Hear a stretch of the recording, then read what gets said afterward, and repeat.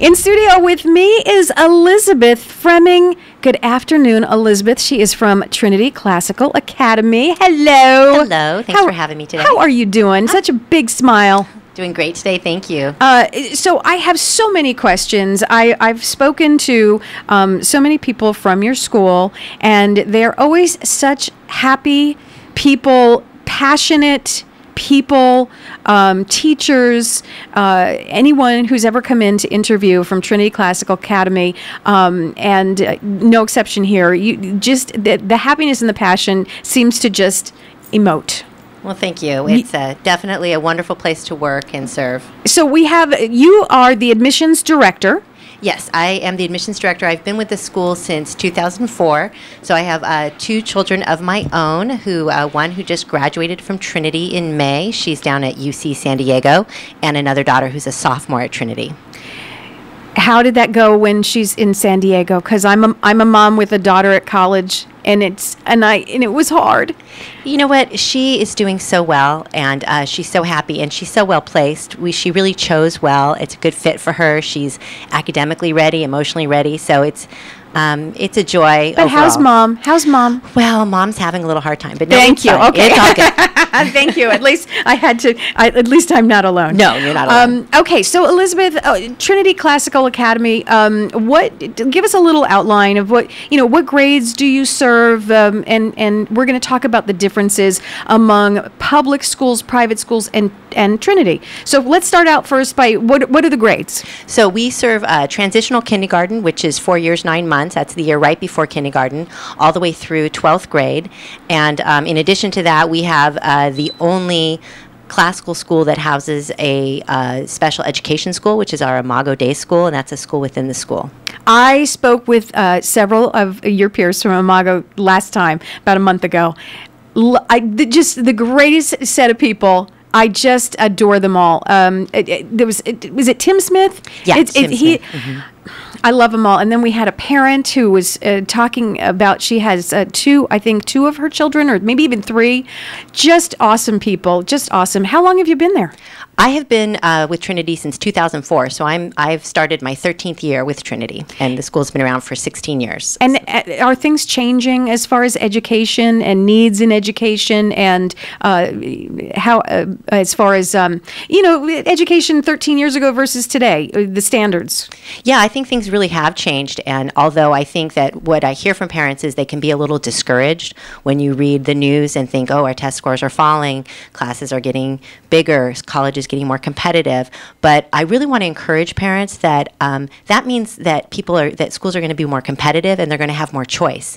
And I think that parents have more choice than ever before. I think parents are becoming a lot more savvy and knowing that they don't have to just take it or leave it. They can manage and direct their students' educational experience, and it's an exciting time to be in education. Well, see, now that it leads me up to another question here. We do have in this valley, we have some very good schools, both public and private schools, in addition to Trinity. So what sets you guys apart?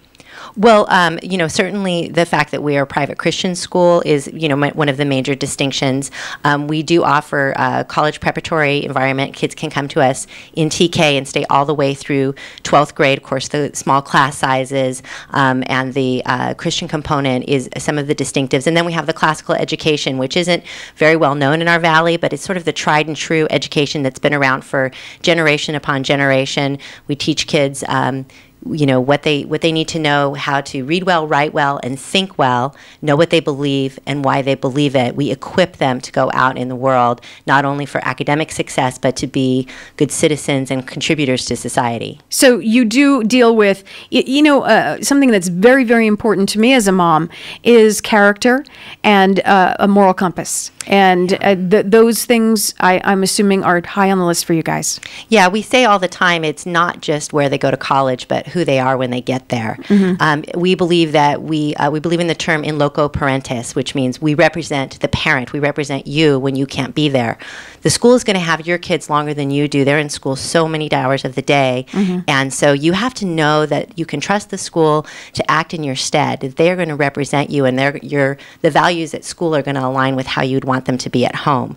And that's why, even though we have great schools, a good place doesn't always mean the perfect fit for your student. So I think it's okay for parents to be intentional about where they want to send their kids, and that's no ding on anybody else. It's just finding the right fit for your student.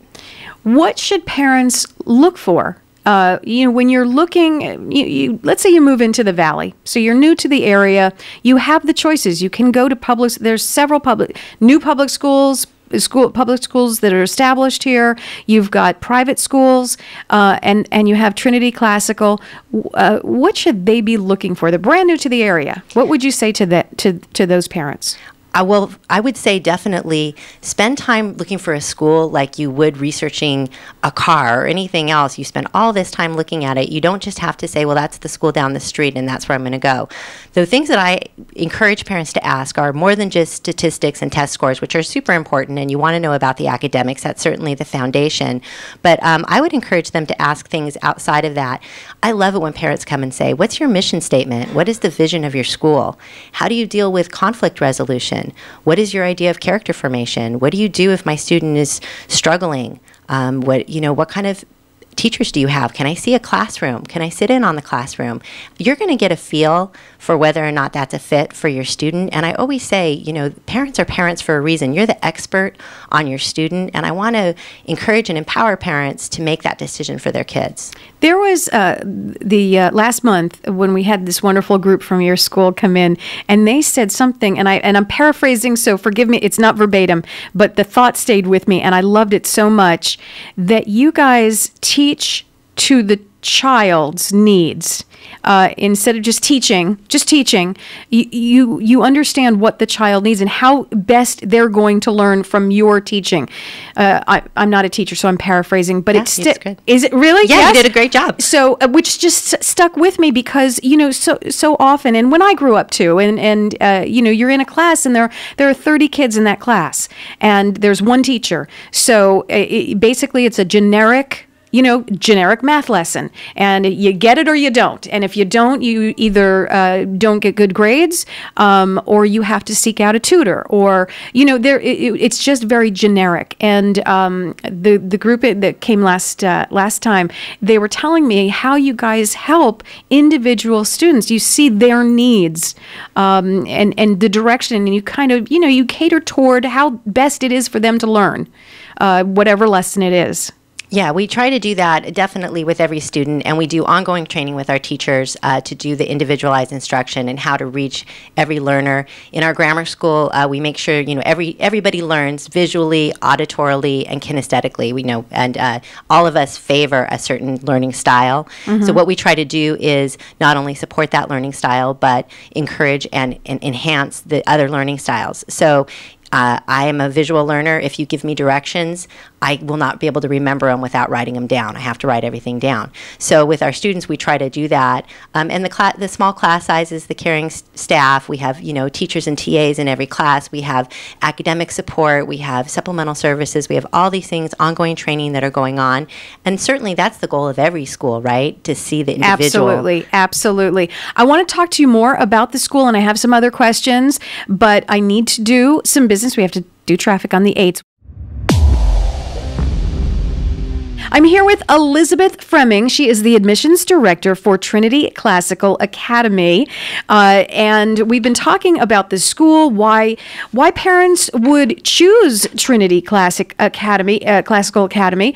And I wanted to know, here's a question I've had, because when I was growing up, and I know we're talking a long time ago, when I was growing up. But I had friends who went to Catholic schools, and they wore uniforms, and they didn't always seem all that happy.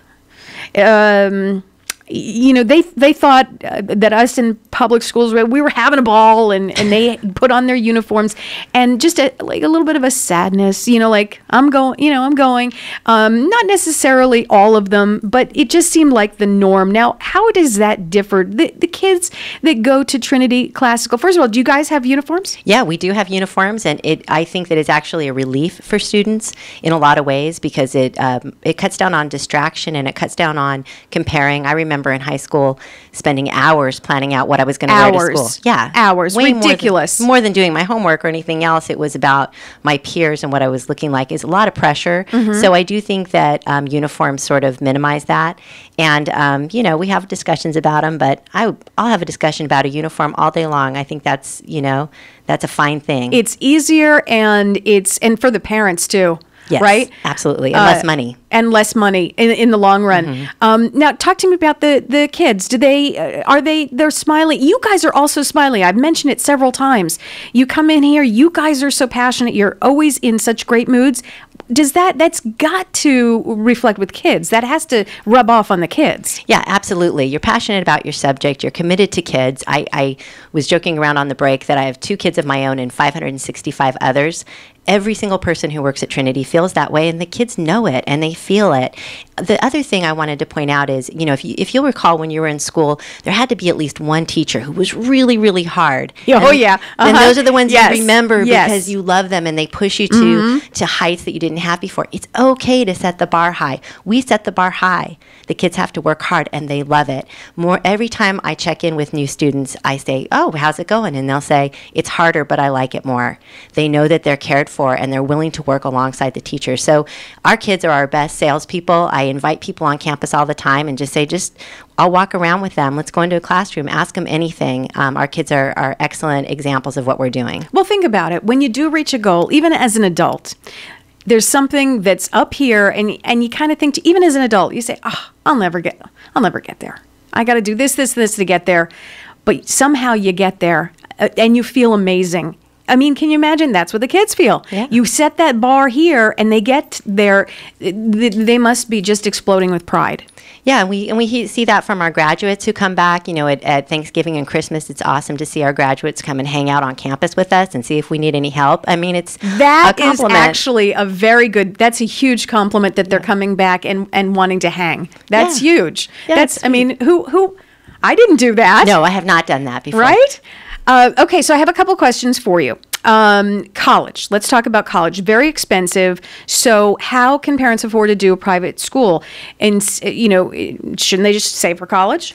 Yeah, it's a great question. I get that all the time. The first thing to know is that colleges are incredibly competitive, but there's limited scholarship dollars and merit scholarships. So you really want to be able to be competitive before you even get there. So that's one big reason to invest in school early. And then the other reason, of course, the most important reason is it's not just about their academic success, but who they are. And colleges recognize that. They see these kids of value who have pushed the extra mile and done the extra thing and can handle college. So it really puts them in a competitive edge.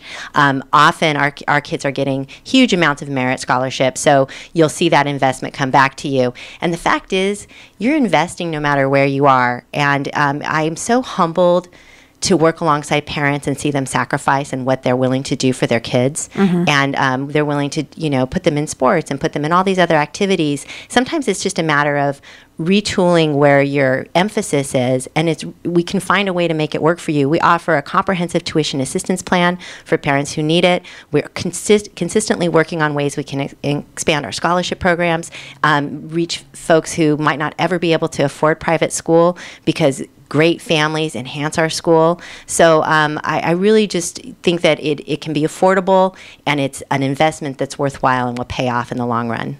And there's always some kind of help, and you guys will guide them. So if you're thinking if you're listening to us right now, talking about the school, and you're kind of, I can't afford that, I advise them to call you, Elizabeth. Yeah, absolutely. and talk about this, and because you might be surprised. Absolutely, you might be surprised.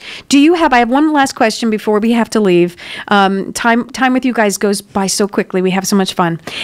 Do you have any events coming up that maybe the parents want to visit school, or do you have something coming up? Yeah, and everything's on our website, which is www.trinityclassicalacademy.com. I encourage you to visit that. We have an event coming up next week, Friday, November 4th. It's our TK, which is Transitional Kindergarten, TK Kindergarten Live event, 8:30 to 10 a.m. Folks are welcome to just come on campus and sit in a classroom and see what's going on at Trinity, take a campus tour. And then we have regular information meetings. Our next information meeting after that is November 10th, and we have another one on December 5th. We try to offer them about once or twice a month. And anything that we have published on our website, folks are welcome to come to, and just give me a call or just come on by. Talking to Elizabeth Froemming. She is the admissions director for Trinity Classic Academy. One more time on the website before we leave, because I know a lot of this stuff is on your website. I've seen it. What's the website again? It's trinityclassicalacademy.com. Perfect. I think we can get there. Thank you so much. Thank you so much.